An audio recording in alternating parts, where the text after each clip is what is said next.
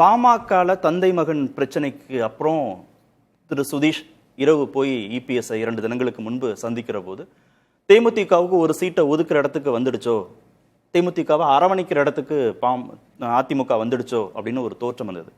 ஆனா அவங்க இந்த முறை சீட்டு இல்லைன்றதுல ரொம்ப உறுதியாக இருந்திருக்கிறார்கள். இது என்ன தாக்கத்தை ஏற்படுத்தும் 26ல்?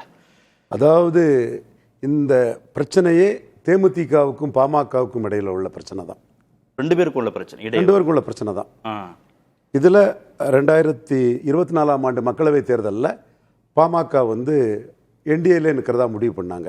இப்போ பாமக கூட்டணி இல்லைங்கிற முடிவு பண்ணும்போது ஏற்கனவே 2021 கூட்டணியில் இடம்பெறாத தேமுதிகவை வேற வழி இல்லாமல் கேப்டன் விஜயகாந்த் சிம்பதியும் மையமாக வச்சு 5 மக்களவை தொகுதி கூட்டணி முடிவு பண்ணாங்க.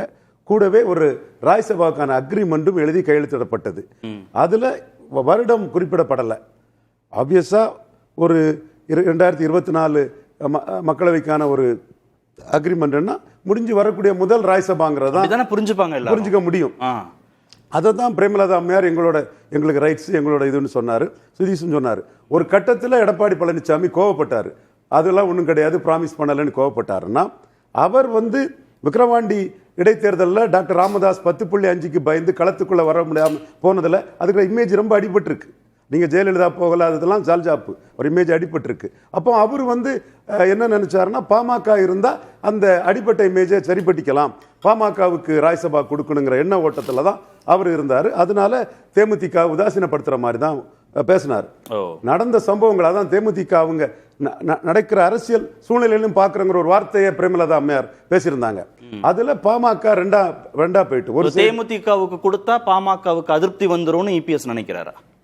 பாமகவுக்கு கொடுக்கணும்னு ஆசைப்பட்டார்.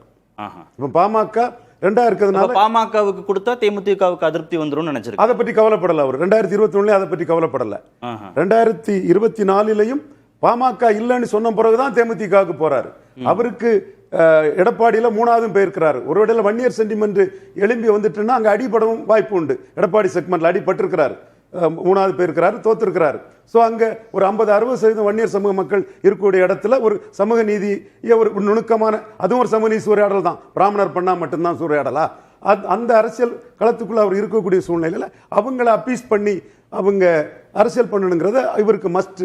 அந்த வகையில் அவர் பாமகவுக்கு முக்கியத்துவம் கொடுக்க நினைச்சாரு. சந்தர்ப்ப சூழ்நிலை பாமக ரெண்டா உடஞ்சி போய் நிற்குது.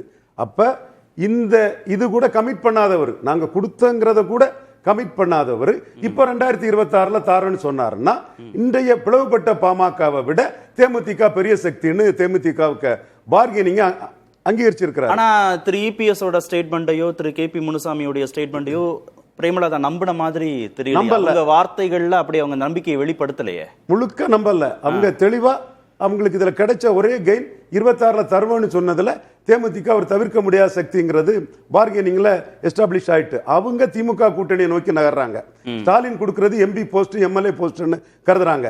எடப்பாடிக்கு சீட் ஓட் டிரான்ஸ்பரிங் கெப்பாசிட்டியும் சீட் கன்வெர்ட்டிங் கெப்பாசிட்டியும் கிடையாதுங்கிறத கடந்த கால அரசியலில் அவருக்கு ஈர்ப்பு சக்தி இல்லை, ஓட் டிரான்ஸ்பரிங் கெப்பாசிட்டி கிடையாது, அவரை நம்பி ஜெயிக்க முடியாதுங்கிறத உறுதியா நம்புறாங்க.